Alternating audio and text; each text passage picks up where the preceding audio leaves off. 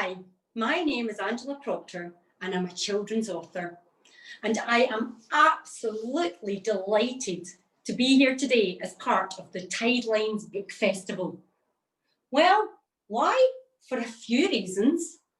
One, did you know that the Tidelines Book Festival is the only independent book festival in North Ayrshire? Yes. Why would that be of interest to me? Well, all my stories are set in a tiny wee island called the Isle of Arran. And the Isle of Arran is part of North Ayrshire. And Tidelines, what does Tidelines mean? It's an amazing name. Tide, lines. I was thinking, oh, is that because it's great writers making waves? Yeah, the tide is the waves and the lines are the authors writing. So, and the third reason why I wanted to be part of this festival was because I love reading, and I've always loved reading. Actually, that's not strictly true. My passion for reading started when my dad took me to the library. My dad took me to the library when I was a wee girl, and he used to take me through the park, and we'd end up in Parkhead Library. And when I got there, I used to go through the doors and just fall in love with all of the books. There were so many books and I could go to so many places. I mean, just by opening a book, I could go, well, back in time, cavemen, dinosaurs, or I could be on Mars as an astronaut. It was just fantastic. But for me, I like to be in the world of princes, princesses, and frogs because my favourite stories were fairy tales. And you know, I love fairy tales that much that I grew up to become a fairy tale author. And today, I would like to tell you some more about my fairy tales. My fairy tales are all about a wee witch, and her name is Thumble Tumble. And Thumble Tumble comes from a teeny wee island, the Isle of Arran. And it is just so magical that I felt as though the whole world really needed to learn more about this wee island. Now, my witch Thumble Tumble has got a bit of an enemy. There is an evil night witch out to get her, and her name is Maldred. And the stories are all about the battle between good and evil, between Thumble Tumble and Maldred. And today, I would like to read you a chapter from my very first book, Thumble Tumble and the Old Feist. Now,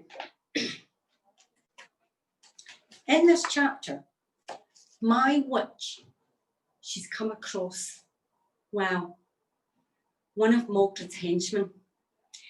I don't want to tell you too much about the chapter until we've read it. So without further ado, I'm going to read to you Rhino Dust. When she arrived, Thumble Tumble set her broom down beside the lock and got off. She carefully laid her broom flat on the ground and then unloaded her 12 pots of scoffalicious chocolate and stacked them up beside the castle gates. She gently ran her fingers across the castle gates, tapping each one as she did so. This, of course, is the polite way to knock on the door of an enchanted castle. There was no answer. Thumble Tumble tapped the bars again, this time tapping every single bar just a little bit harder. Still nothing. And from outside, the castle looked completely deserted. But then it would do if you'd been affected by the hypnotic gas. Thumble Tumble thought, she must be too early. It was only 9 o'clock in the morning after all, and dear folk are just not known as early risers. Thumble Tumble decided to wait for the dear folk to wake up, rather than leave her 12 pots of scoffalicious chocolate outside the castle gates. If she did that, she'd never be able to sneak into the great games. So she went back to her broomstick, and attached to her broomstick there was a basket, and inside the basket there was a dusty old blanket. Thumble Tumble took out the blanket. There was a cough and a splutter. It wasn't Thumble Tumble coughing and spluttering, it was the blanket, coughing and spluttering from its own dust. Thumble Tumble gave the blanket a shake and then she smoothed it out on the ground. As soon as Thumble Tumble had smoothed out the last wrinkle on the blanket began to twitch and then wrinkle. Eventually, it threw itself up in the air, shook itself frantically, and lay back down on the ground. This time, it was smooth and flat and free of dust. In the middle of the blanket, there was a green plastic table and a green plastic chair. On top of the table, there was a cup and a saucer and some shiny cutlery. And right beside the cutlery, there was a huge book with the words homework emblazoned across the cover. Thumble Tumble plumped herself down on the chair. She picked up the book, which opened by itself, and then it announced in a piercing, high-pitched voice, "Today's lesson is arithmetic, and how we use numbers in everyday spells." The book then launched into a series of spells using numbers. The first spell was the levitating spell. This is a spell where you need to know the exact weight of the object you're trying to lift. If you underestimate it, it's gonna be too heavy and you just won't be able to move it. If you overestimate it, you could send that object straight up into the sky. This had happened in the past by none other than Thumble Tumble's Auntie Bessie. As a student, Bessie had used the levitating spell on a pair of shoes, her shoes, and she'd sent them so high up into the sky, they'd actually ended up in space. And that's where they've been for the past 100 years, orbiting the Earth. After 3 long hours of lessons and no answer at the castle gates, Thumble Tumble decided it must be time for lunch. So she went back to the basket attached to her broom and she got out an apple, a sandwich, and some water. As she was placing the apple on the table, the apple rolled off of the ground and straight into the loch. "Oh, rubbish," thought Thumble Tumble. "I'll never get that back." But then, from out of the loch, the apple came flying through the air and landed on the woolly pom-pom on the top of her hat. Thumble Tumble wasn't sure what to do. She'd heard the rumours of the monster that lived in the loch, the Allfeist.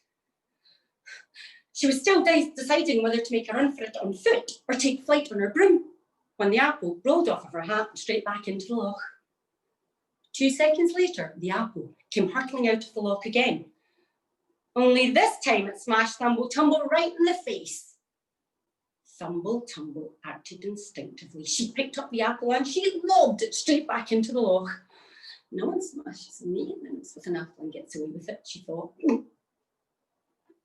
But then she remembered about the Allfeist, the hideous monster.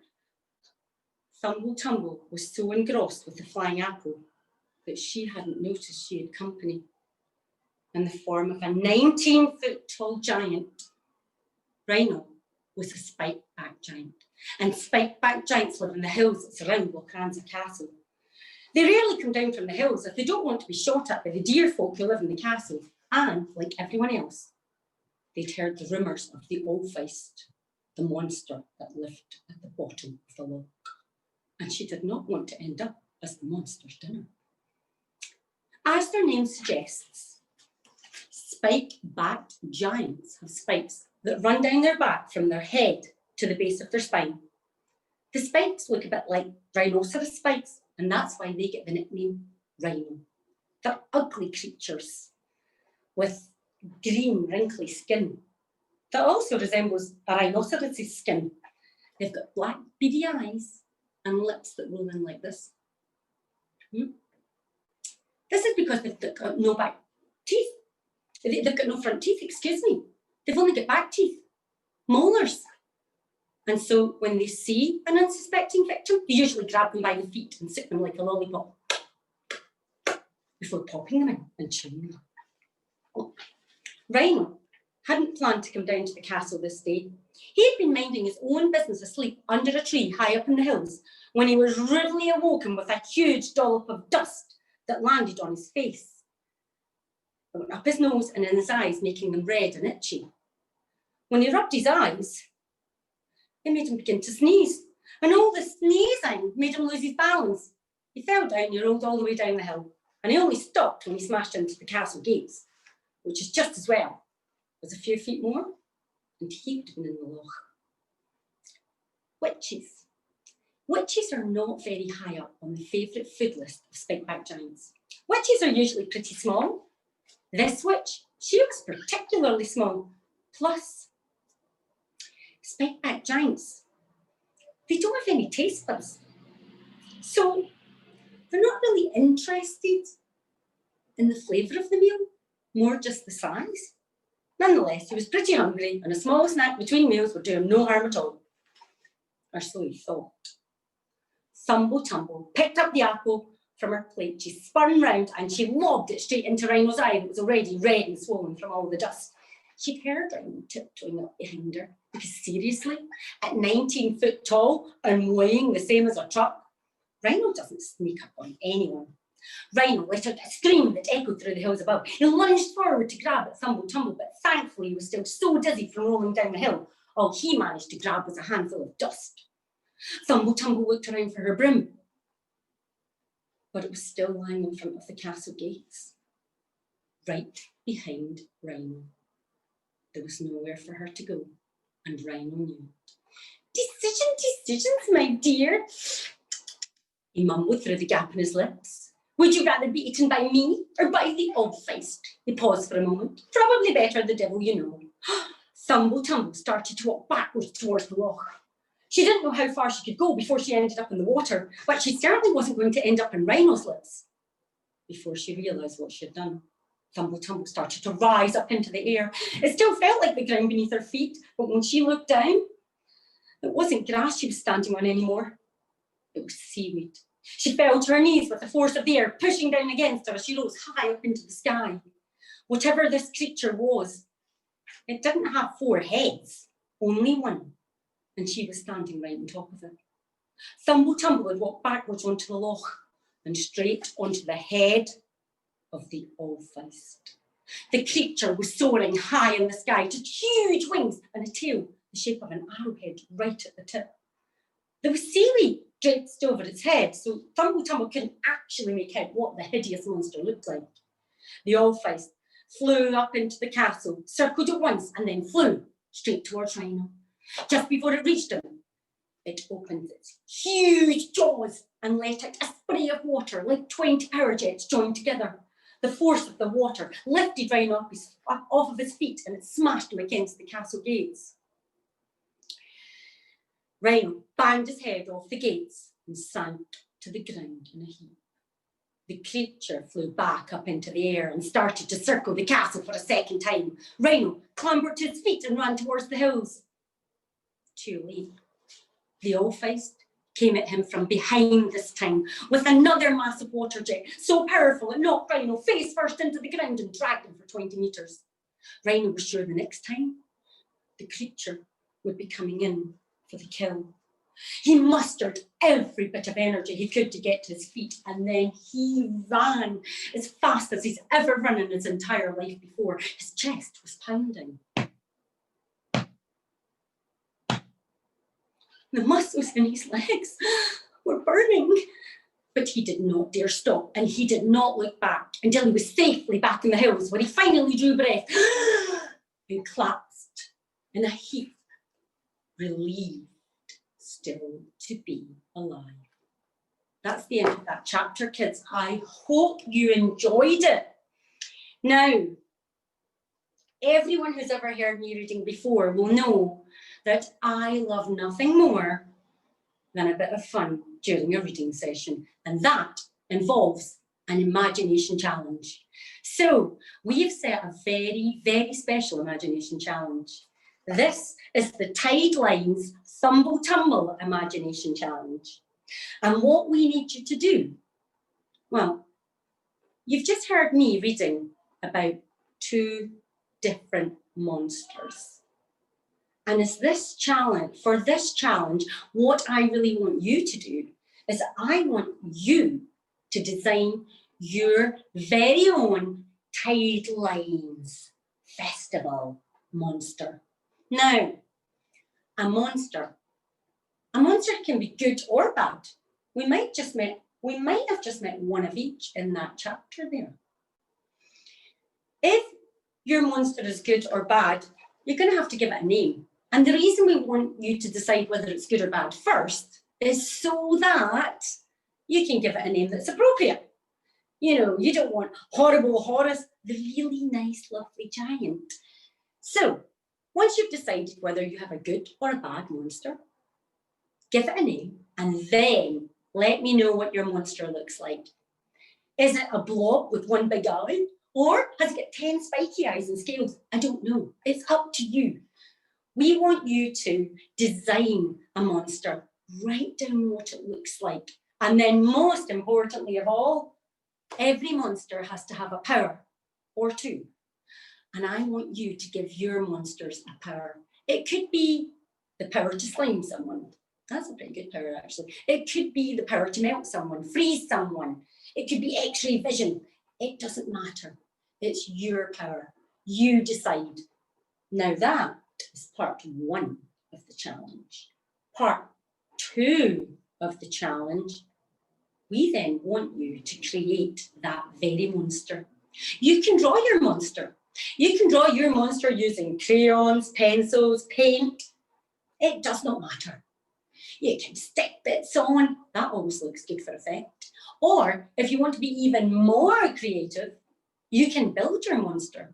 You can build your monster using Play-Doh. You can use Lego. You can use cardboard. Oh, just throw in the O here.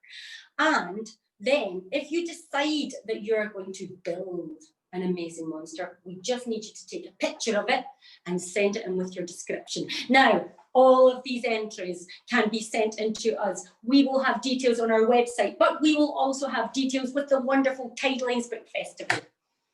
And there will be not just one, but 2 prizes for the winner. Yes, if you are the winning monster design, then you will win a set of signed Thumble Tumble books for yourself and also an amazing set of books for your school library. So the Tidelines Thumble Tumble Challenge, design a monster. This is part A. Give it a name. Let me know if it is good or evil. Describe your monster. What does your monster look like? What does your monster do? Give your monster a power.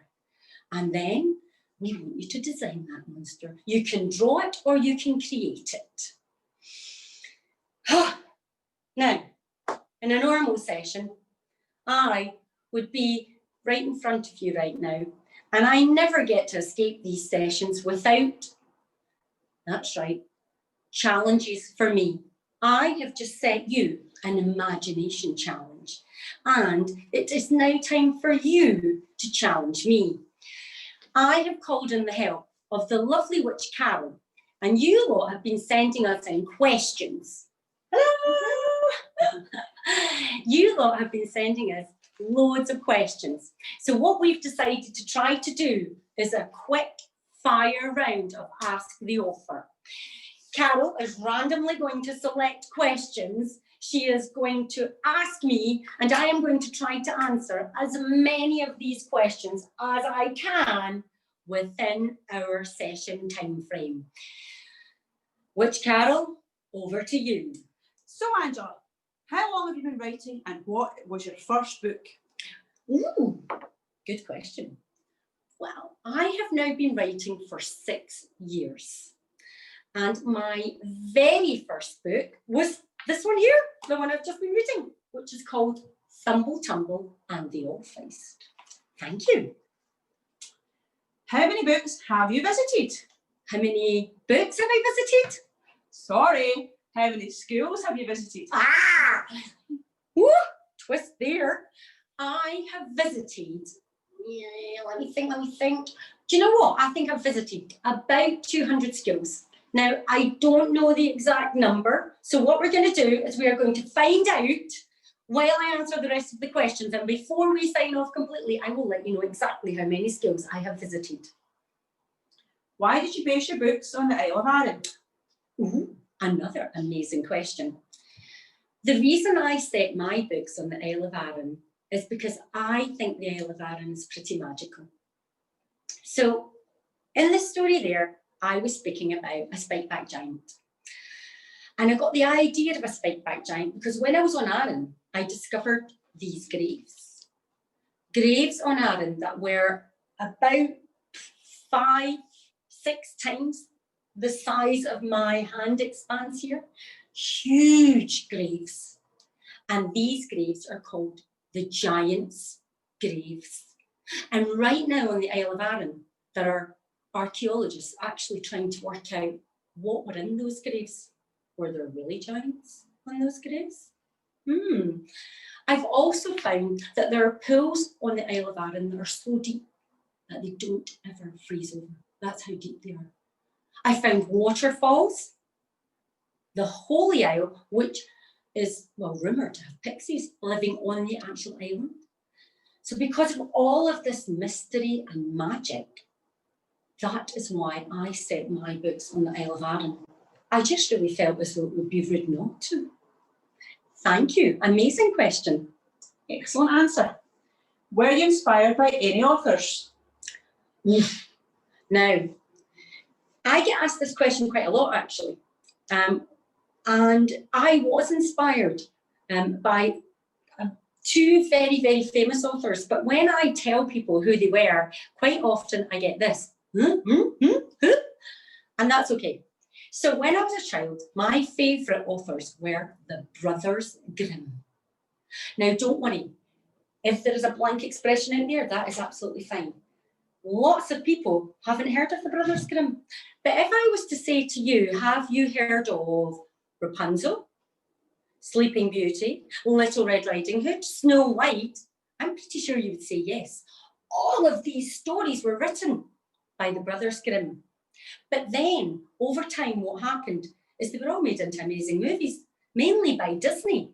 And so now quite a lot of people think, oh, those stories were written by Disney, but they weren't. All of those amazing fairy tales were actually written by the Brothers Grimm.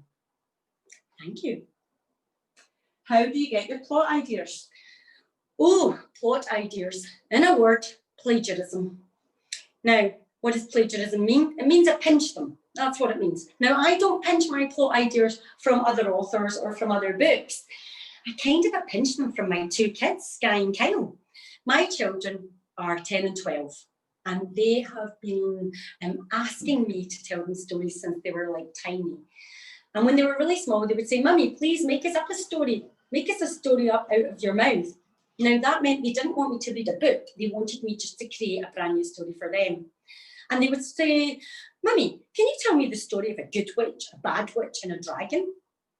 And that's the story you just heard, Thumble Tumble in the Office. So all of my plots have been based around stories that my kids have just asked me to tell them. If you could have written any book, what book would it have been? Another really good question. Any book. To be honest, I think there's maybe 3 answers to this.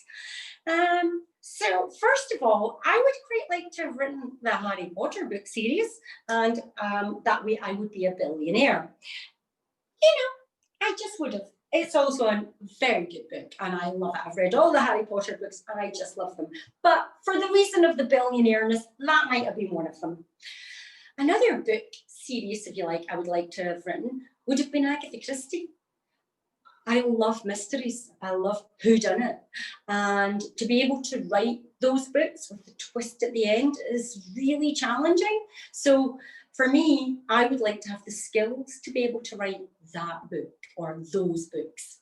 And finally, I mean, I have to be honest, I want to have written the very first Brothers Grimm fairy tale book. So it would have been my book, the Brothers Grimm fairy tales. It would have just been the Angela's Grimm fairy tales. Is there a book that you have written that you would like to change?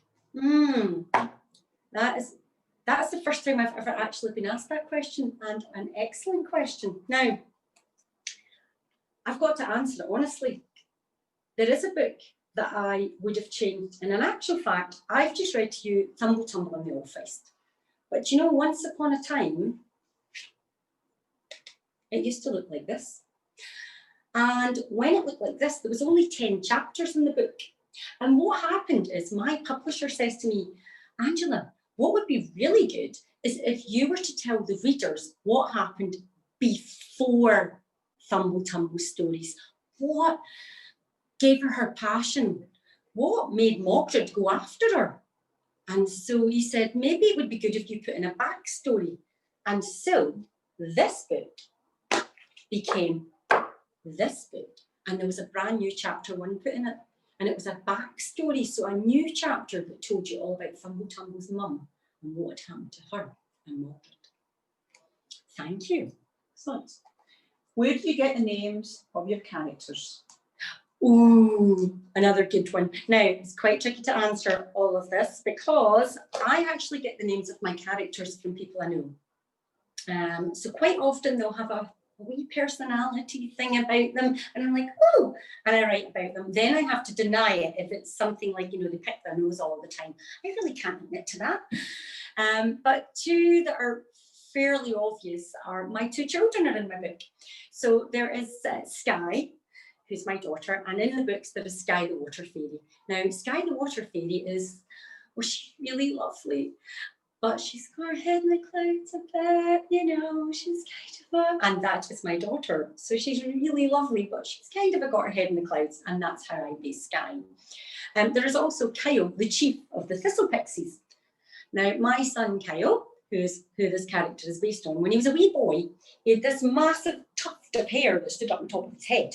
And when he was angry, he used to scream at the top of his voice, like, ah!